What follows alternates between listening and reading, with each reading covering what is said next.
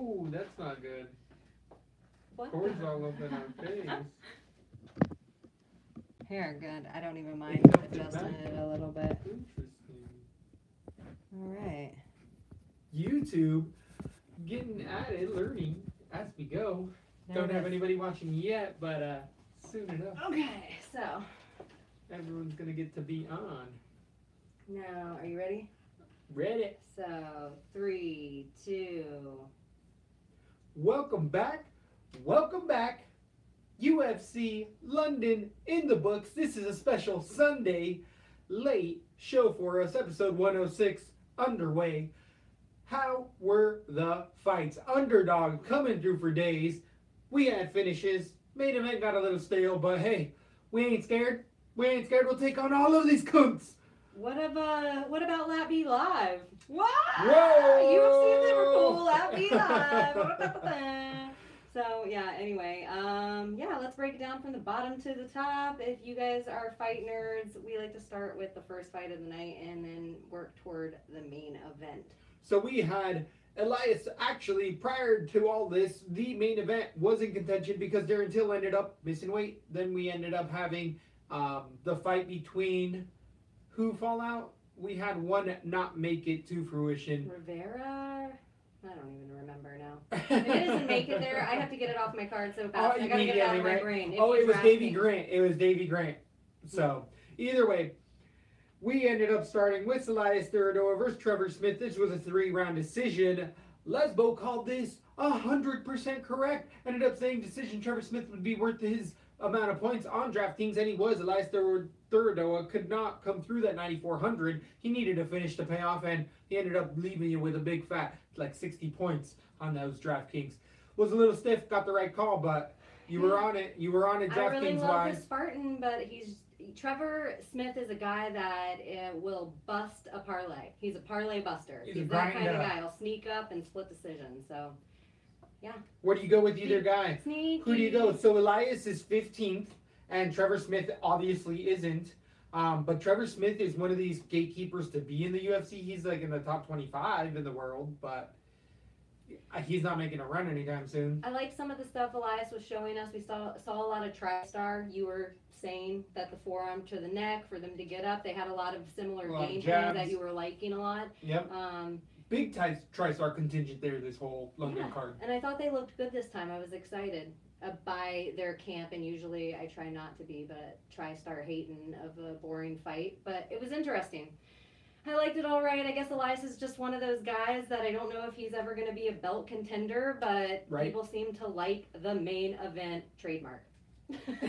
So the ring boy sneaks out a dirty split, and is it the potential? I do feel like we're seeing a cap with Elias. It was a split. Oh. It was, and Trevor Smith made it a dirty split. Yeah. I wasn't all the way one-sided. I guess it was pretty. I don't know if it should have been a split though. I think Elias. Well, that did split. Ended up happening off of a headbutt, by the way. That on Elias, that could have been called in other organizations. That was deep.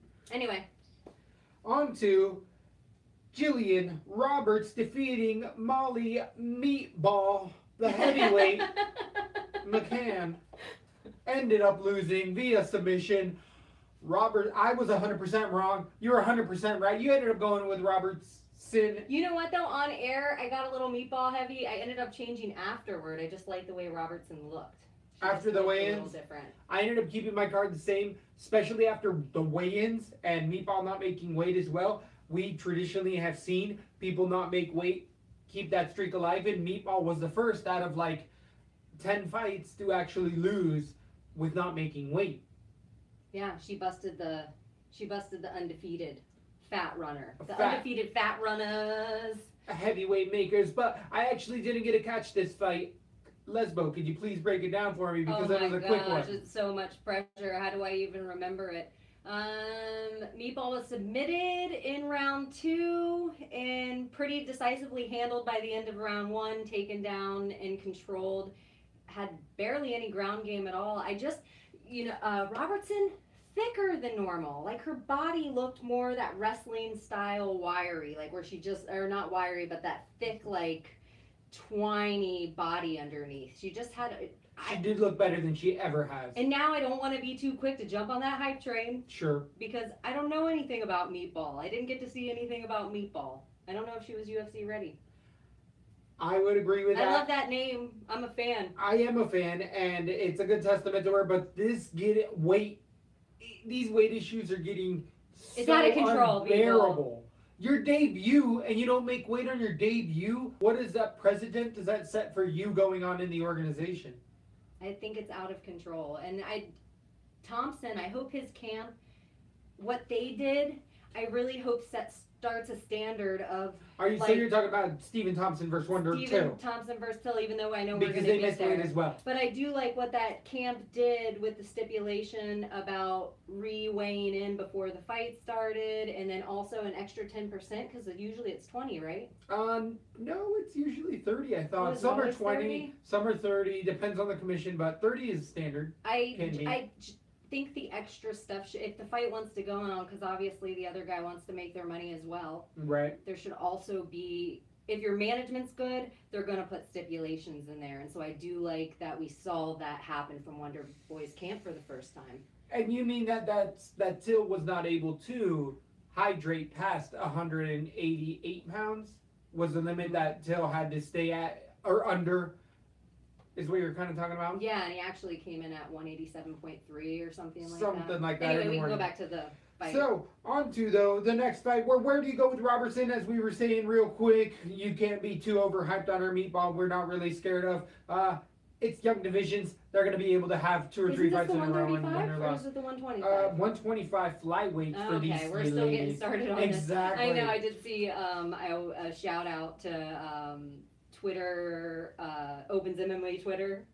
And it was like Opens MMA Twitter and Meatball calls out. Even though I have a loss, she called out Shevchenko. Are you kidding? No way. I just thought that was That's really funny. unreal. It made me chuckle. That's a good one. That's a good Meatball for you. Boom. On to the welterweights, though. We had debuting Caro Persoli defeating Brad Scott at 170 pounds. Brad Scott looked 10 years older than his 27-year-old birth certificate says, because shaved head, balding, and even though he moved down a weight in Brad Scott, he just looked slower than he did at 85. Power didn't transfer over. His chin looked okay in there, but Persoli, even in the win, I still think looked fairly low level, throwing spinning stuff in there. Gas tank being bad, his only saving grace was Brad Scott's gas tank was just as bad. So it made him look okay. But I think it's somebody in there with good discipline, gas tank, has straighter punches than Brad Scott, is going to be able to exploit someone like Persoli on there. Persoli. But it was a fun one. It was an interesting one. I'm tentative on either guys. I think Brad Scott is really going to have a tough time. After his last loss, he was, I don't want to say suicidal, but he was having very negative point of view of already his career. And anytime we've heard guys start to talk about this, we like to try to fade him here. And this is kind of the reason why. When they're fighting for money, it gets scary. Exactly. I mean, everybody's fighting for money, obviously, but when it just becomes the only reason being in there is paycheck alone because you're desperate for it, it gets nerve-wracking. Right. Yeah, and he never, hate to say it, not one of my favorites going into this. Not one of my favorites leaving this. What about the debut? Persoli. I feel like when we break him down next time, you'll remind me, like, you said you liked him last time. And I'll be like, we broke him down before? And you'll be like, yeah. On to bantamweights, 135 pounds. We had Lena Landsberg defeating Gina Mazzani in a decision 3-rounder. Mazzani ended up coming in as a slight favorite right before the fight. When Landsberg was pretty much the favorite the whole week before this fight. 37-year-old ended up showing her veteranship and her size. I do think actually that the grind really did wear on Mazzani. In the first round, she looked good. And second round, not as good. Third round, really not that good. But Lena Landsberg, somebody that you cannot overlook in this division, even with her advanced age. Beautiful elbows, walking in on those elbows. Good takedown defense. What did you end up taking away best from this fight, if you took anything away? You know, I never been a huge Lena fan, and I think we were saying it when we were watching the fight, is if you fought Cyborg, you're a grinder. It's going to be hard for ladies to get you out. And we've seen Lena get, taken care of other than just Cyborg. But this fight for her, I think level-wise, was a good fight for her. And I got a little tentative toward the end. I almost switched off Lena and went to Mazzani. Yeah. And I'm glad I stuck with Lena the whole time. And she looks better than she ever has in there. Yep. And I don't want to get too high on her, but she does deserve a good fight next. And I do think she's building a decent name for herself. The one smart thing you have to say about the UFC, even though it seems like a feed a little bit when these women fight Cyborg, is Cyborg has a ton of following and a lot of respect. So when they fight her, a lot of people now know who Lena is for all her fights going forward. She's decent on a card. Exciting enough fight. I would agree. At that point in the night, would you say it was the fight of the night? At that point? I don't know, because there was a lot of that cage work in there. There wasn't really, nobody got really, really hurt or decisively one way or another, but it was a fairly one-sided whopping. We did have Mazzani, though, really showing her rookiness. I don't even want to say that negatively, but just her inexperience in there, because going into that third round, Mazzani was throwing up in the bucket. Did you end up catching that? Would you like to use the hot word of the moment, and would you say her ring IQ is low? I would not say ring IQ, because it wasn't even that.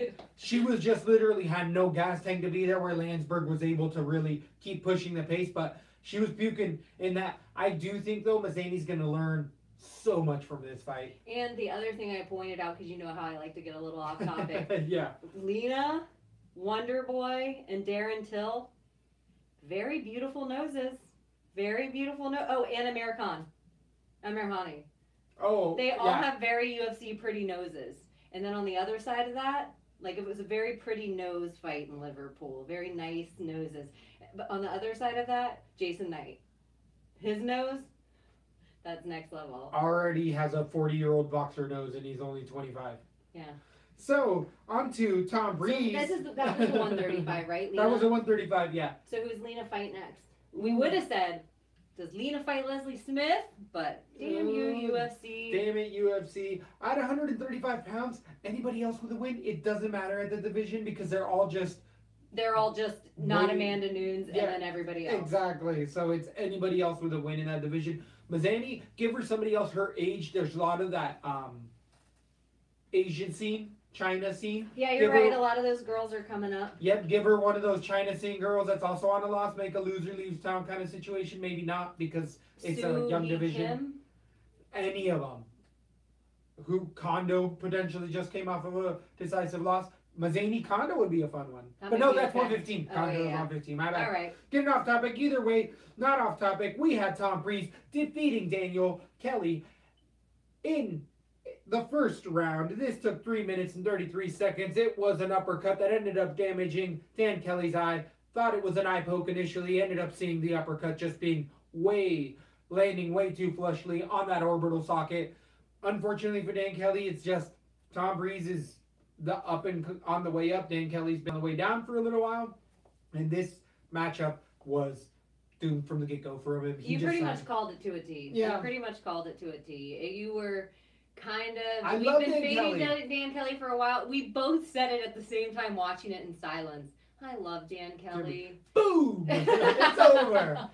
He's so tough in there. It wasn't out of there. It wasn't 3 minutes where Dan Kelly got beat up all 3 minutes. Dan Kelly landed his own few shots. That movement's just so limited, and those shots look so slow. He turtled up. After that eye shot, though, yeah. he immediately touched. Yeah. He immediately touched his eye and was then ran away, and then got dropped again. That. Yeah, but he's getting surgery on that eye. There's a plate going in there for sure. Dan Kelly, please step away. I love you, Dan Kelly. Get in the coaching. Let's see you in other avenues. You've had a long career prior to MMA. You done enough, sir. Tom Breeze. Can't put too much stock into this fight, because it is a 40-year-old Dan Kelly that he got a quick finish over. So Tom Breeze also has mental issues. Again, falling out with from Bamboja fight was one of those reasons he had been so inactive for a while. Had the head games. Bamboja's scary, though. But Bamboja's not even in the UFC anymore. But I know what you're saying, where he's more dynamic and will put your lights out more so than Dan Kelly will just strangle you to death. Yeah. I don't know about Breeze yet either. I'm tentative still going forward, but who's he get next in the division? at 185 70? pounds. I mean, Thurdo is perfect right now. No, did Thurdo just go to 170? Where were they at? They were fighting at 185. There it is. Yeah, Elias. that's a perfect. Perfect. And they're on the And same, then the same time. schedule. Yep. But Elias might need a little more time with that cut. Nah. Probably He doesn't seem like he always gets Come cut on. up there. True. Something gnarly up there. True. He does cut fairly often in his fights. So we have Darren Stewart defeating Eric Spicely. This is Wow. a big underdog coming through. Darren Stewart was very emotional after this win. He ended up crying out in the ring saying, I was on a 3-5 losing streak and I had to finish him. Spicely couldn't get the takedown at all, and that really mattered in there. Spicely has great ground attack, great ground defense. If it was going to go to the ground, Stewart would have lost that fight, but Stewart was able to keep it standing, and it was a matter of time before Spicely ate. Was it an uppercut or an overhand right at the beginning of round 2 there in like the first I don't even remember. I'm so embarrassed. This was such a wrong pin. I was so, you know what?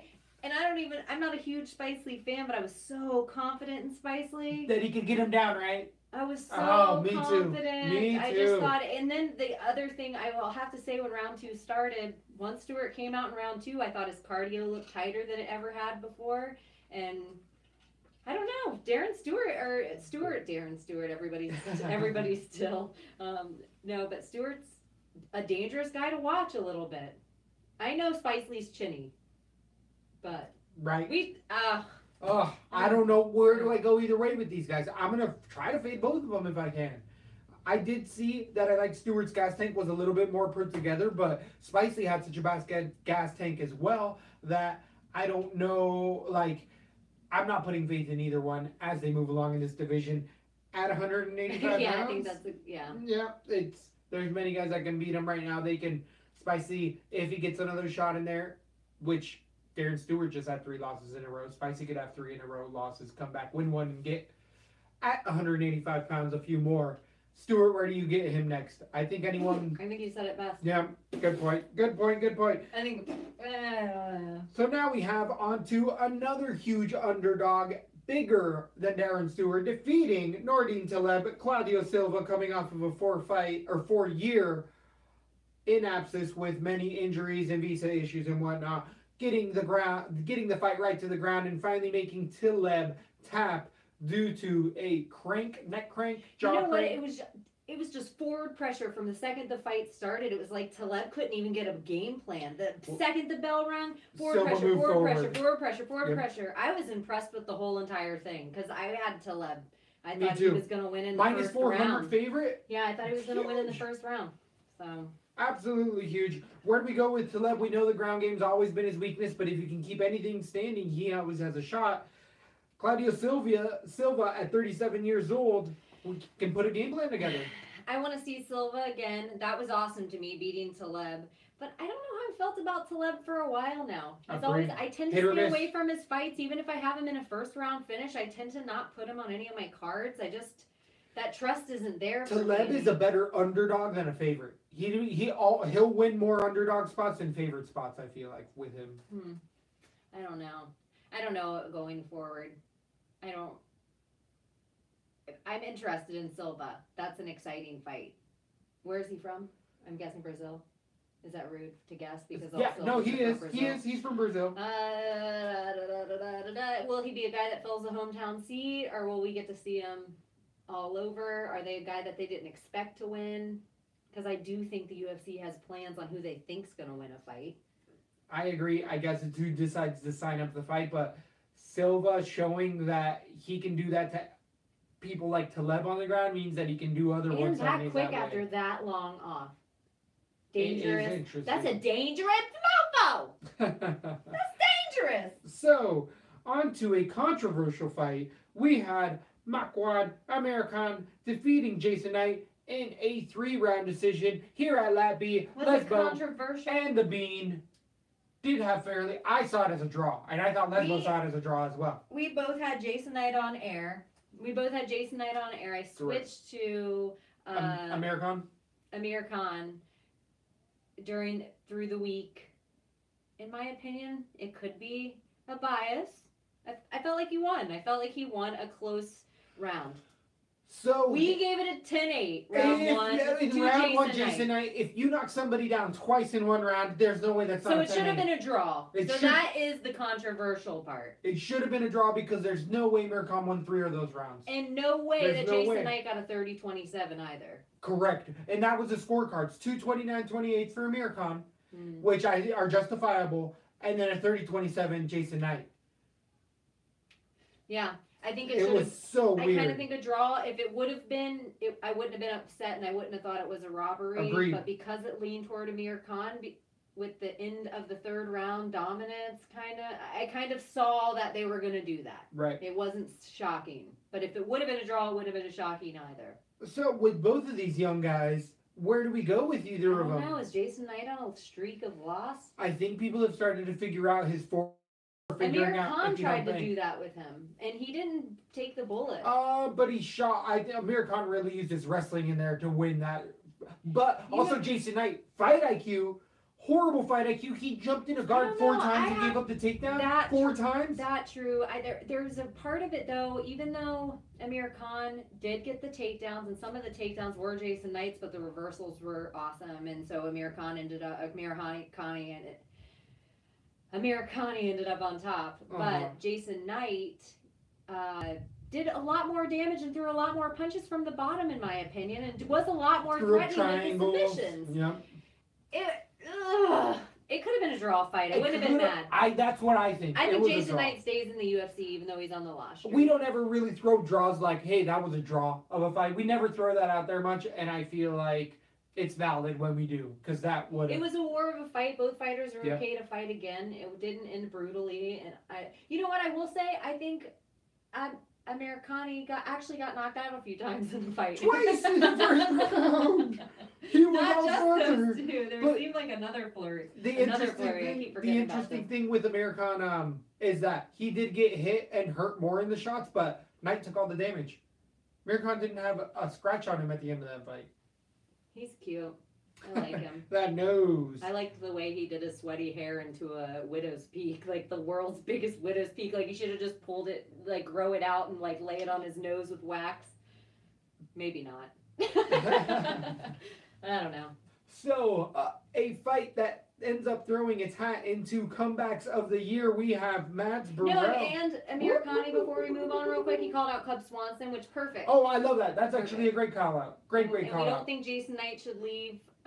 Maybe they save him for a Florida card or something. So like we were saying with that nose for Knight, something needs to happen. That nose is done. Maybe change camp. Done. Maybe it's change camp time. We are fans of the traveling samurai. Right, and you're in Florida, Jason Knight. You could be every weekend. You get to be at home. Just right out of Miami. Hashtag Team Rose. A spot on the Treasure Coast. Yeah. So Jason Knight, yeah, he can crash. He can crash in the LaTB studio. That's right. There's a hammock over in the other room. We good. So we have again one of the comeback of the year contenders. We've had a few this year, and Burrell ended up putting it to Arnold Allen in all 3 rounds, taking down. Who has it been? So it's been the other guy, the Scottish guy. Who's the Scottish guy that got beat the whole time? Paul Craig.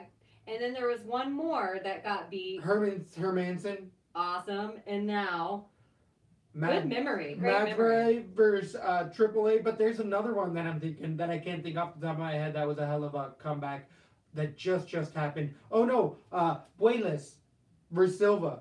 Just happened like a week ago. Yeah. That was unreal. Yeah, to get beat the whole time. So we've had some amazing ones this year. So for all the haters to Rocky Pennington's camp for sending her out there again, sometimes there's a chance. But Arnold Allen, AAA, wasn't getting beat down with punches. He was just getting out wrestled the entire time. Mads Burrell showed a great gas tank, great striking, good head movement, and moving on in the division, I'm going to be picking Mads Burrell in a lot of fights. I liked everything I saw from him. Everything. He just got caught in the last 2 minutes of the fight. We were already saying, fuck, Arnold Allen's done, losing all my parlays, losing everything. I'm out of here. And submitting it, Burrell tapped when he knew he had to. AAA followed it beautifully. I don't know how to feel about this. Arnold Allen looked great, standing, striking, beautiful jab, as we said, out of that TriStar I gotta camp. be honest. I don't know. Those about Arnold takedowns, Allen. though. Those takedowns. I think what I'm taking from this is I liked Burnell.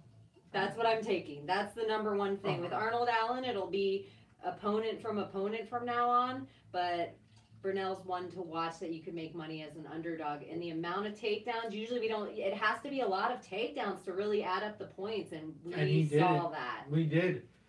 A lot of Arnold Allen's gas tank was cashed, but you don't want to say he has a bad gas tank because, oh my gosh, like the guy had a grizzly bear on top of him. Yeah, Burnell did not stop moving, which is unbelievable. I like both guys, I guess, going forward in the division. I'd agree with that, but we did see, I think, more flaws in Allen's game than Burnell by far. I don't want to say there were flaws yet because I just think Burnell could have that level. He's a black belt. Yeah. You could have that level. And a lot of the times, you know, with the really great BJJ, you don't see that really great wrestling takedown with it. But he seemed to have them both together. I liked it. I liked that fight. That was a fun fight. That was a really fun fight. Even though if you're a hater of ground fights, it might not have been your favorite. But did it get stood up a few times? Did it get broken apart? There was one earlier in the night that we definitely were calling some bad reffing. Was that the main event? Mark Goddard tonight. There was another time with Till and Thompson. That's what I was thinking. There was a couple of weird times. A couple of weird ones. But in the co-main event, real quick, we had Neil Magny defeating the debuting short notice local Craig White in a TKO round number 1. If anyone's anyone, you knew this is coming. Craig White had nothing to lose, came out there, had a great game plan, and put it to Neil Magny. Didn't let Neil Magny get his shots off, but the veteranship of Neil Magny showed in clinch game is just far superior, being obviously a top 15 contender in there against a guy who just came off the regional scene. Neil Magny showed he still has a killer instinct. I don't know how I feel about White. I like his hard-nosedness. I like that he wasn't scared of Magny. He went in there, he ate a shot on the chin that eventually put him out. I'm interested in White a little bit with the real training camp. Magny's one of the guys. He's one of the top guys, and he has been for a lot of years now. Like a lot of years, Magny's been one of the staple guys up there that if you look at his resume, he's like the Kevin Bacon of UFC. It's like 6 degrees of Neil Magny. Like you can find him in so many fight cards that you're like, and then he was on that fight card with this fight going on, and that attaches to this fight. Neil Magny's always in there. He's grinding, and he called out Usman. Kamaru. Are you crazy, Neil Magny? I love you, Neil Magny. Love that fighting spirit of Neil Magny. Love that veteranship. That's a good gas tank. We know you ain't gonna get knocked out by Usman. Did we actually ever Why do you know that? Why do you know that? Did we find out whether he has 2 broken hands or not? Or did he say he has 2 broken hands and nobody's actually come out with an x-ray because most people show I haven't heard a piff. Exactly. I haven't heard anything. Which means his hands are fine. Yeah, I haven't heard anything. Yeah, he's not casting on pictures on the Instagram. So, yeah, I don't know anything about it. So, main event. We had a 5-rounder go off 5 rounds. Already to the main event. It was an 11-rounder. See what happens. We're shot out of a cannon because you give us a day card. I do also think that these Sunday cards end up being about a half hour long, and I think we're right around that. We end up talking a little bit of smack along the way, and it's in the sweet spot. We're hitting that sweet spot, but that sweet spot was hit with Darren Till versus Wonderboy Thompson. Was it hit? No, it was very lacking, actually. It ended up being a very tentative fight. Both fighters threw a lot of feints, not much damage at all. Only in the 5th round was there ever a knockdown cleanly by a left hand that supposedly was lucky via Darren Till on Wonderboy Thompson. Darren Till. You're not calling it lucky. Oh, sorry. Lucky. They will be flaring out your window. But, I mean, what is there to say in that? It was karate versus Muay Thai, and both guys just kind of a little tentative. Yep. Would you say too much respect from both guys? No, I think that's the way that fight was going to play out, regardless, with the counter striking like a lot of headbutts, like a lot of head clashing, upper body clashing. Where were the breaks? There was a break in this fight. There was a groin strike and an eye poke. Eye poke that we saw from Thompson in the 4th round. From Thompson, that was a legitimate eye poke. Yep, we ended up seeing the replay on that, but the leg kicks ended up playing a little bit more for Darren Till in this fight. I actually thought it was going to go the other way around all day. Yeah, and Darren Till really did a nice job taking apart those legs. And the judges I will give them credit that they seemed very fair with, even though the 30-27 for Jason Knight's crazy, but I felt like when it went to the ground, they were the most appropriately judged ground that somebody would even give bottom control or bottom damage being done, because a lot of judges don't even see that on the scorecards. And right. I also think the leg kicks, they were noticing, which we notice a lot of judges don't. Because the fight was so lackluster, if Stephen Thompson would have just tried to throw more punches, he could have swayed it the other way, because I feel like this was a fight that really just, it was so meh that it bordered down to who had the ring control, which was Till chasing down Thompson the entire time and cutting him him was off. Forward pressure from Till more so than Thompson, but Thompson had a couple blitzes where he would land that right, but I never really saw Till ever rocked or even wobbled in there at all. Those oblique kicks and that one knockdown were probably the biggest factors of that whole fight. It was... Who do you give to Darren Till? You can't! All of them. We're coming into a little break after 3 weekends in a row. We have fights next week? We do not have fights next week. Are you sure? I feel like we... No? On the 9th, we have fights. We have a ton of undercards. We have not undercards. Fight break? We have KSW. We have LFA before then. We have PFL and an LFA, but we do not. We're going to have our first break for a week. We're going to be back on the 9th, but we won't be back. We'll see you guys on Wednesday for sure. Okay, what's Stephen Wonderboy Thompson do from here? He's not going to be champion because Woodley's, and he didn't beat Darren Till, so what's Wonderboy do? So Till takes the number 1 spot, supposedly, or 2. Right? Because Thompson was rated number 1 or 2? Well, you can't just leave Thompson up there still to not get a title. Like, no one wants to see a Woodley-Thompson fight. I think Thompson moves to, like, position 5 or 6. Not that far back. I agree with you in normal ranking systems, but the UFC just won't. They'll put him at, like, 3rd. Until 2nd, or 1st? First. But then there's also the RDA, Colby. Yeah. And those guys so what are do you 3rd do and with 4th. Till in the meantime? We got to see that Colby Covington Dos Anjos fight plan out. And then it's either them or you wait for the 170 T Wood versus that interim, and then... Do you want to shelf them that long to wait for their That's a long time. I agree. When Woodley's ready to go. And Usman, we got to see those hands. What's happening with Usman at the 170 pounds? I'll be honest with you, Darren Till. You don't want a Woodley fight yet. If you don't like a wrestler, you don't want Tyron Woodley. Not right now. Another fight or two, but Thompson is a legit fight. That's a hard opponent that he just got through. Are we even talking about it? Do we even like to talk about him seeing the champ after he just missed weight? That's actually probably the best call out of all of this, and it's proof. Darren Till being the gorilla he is needs to go up to 185 pounds. He does say that family issues Mackenzie Dern needs to go up to 185. Did I say Darren Till or Mackenzie Dern? I thought you said Dern. Oh, I thought I said so. We're talking about weight missing. Yeah. I thought you said Dern, I swear. Maybe I just heard it. Maybe you're just daydreaming. Yeah. Daydreaming, saying, yeah, girl, you look good at 185. No, she's not my type.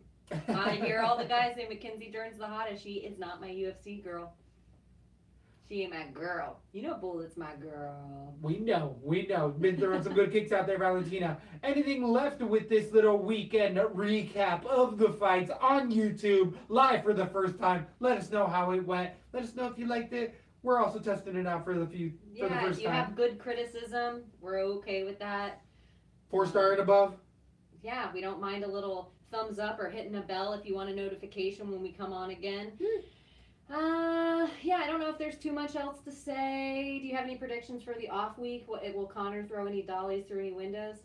Supposedly that London interview ended up moving back to Vegas via Dana White. I don't know if that's all speculation or I don't want to get too deep into it, but I do think that it is going to be probably a baby being hung over a balcony, Michael Jackson-esque over Vegas. So you do think it'll be a Connor thing? Yeah, it'll probably be a Connor thing. You don't think somebody else will come up with some good news or gossip? Colby's got a fight right around the corner. He's always itching. Oh, maybe we'll get some nerd bashing. Oh, and if you guys haven't already checked out the Alpaca Thesaurus, he does really fun breakdowns, and it's perfect if I were to make my own YouTube short attention span theater. I'd put Alpaca on it. But yeah, that's it. Thanks for listening. We like you and love you. Bye bye. Let's go to the meet.